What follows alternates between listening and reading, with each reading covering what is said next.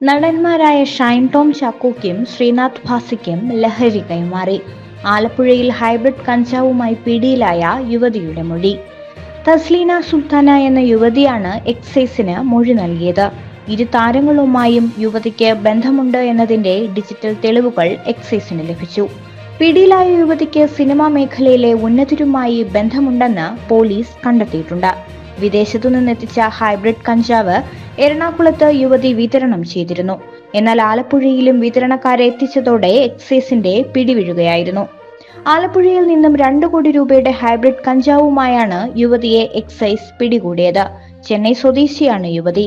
ഇവർക്കൊപ്പം മക്കളുമുണ്ടായിരുന്നു. അന്വേഷണത്തിൽ തായ്ലാന്റിൽ നിന്നാണ് ഹൈബ്രിഡ് കഞ്ചാവ് ലഭിച്ചതെന്നാണ് സൂചന. കഞ്ചാവിന് പുറമെ ക്രിസ്റ്റീന സെക്സ് റാക്കറ്റിലെ കണ്ണിയാണ് എന്നും പോലീസ് കണ്ടെത്തിയിട്ടുണ്ട്. പെൺകുട്ടിയെ ലഹരി നൽകി മയക്കിയ ശേഷം പീഡിപ്പിച്ച കേസിലെ പ്രതിയാണ് ക്രിസ്റ്റീന. അതേസമയം അന്വേഷണത്തിന്റെ ഭാഗമായി ആലപ്പുഴയ്ക്ക് പുറമെ എറണാകുളത്ത് മയക്കുമരുന്ന് വിതരണം ചെയ്തിട്ടുണ്ടെന്ന് ക്രിസ്റ്റീന മൊഴി നൽകിയിട്ടുണ്ട്.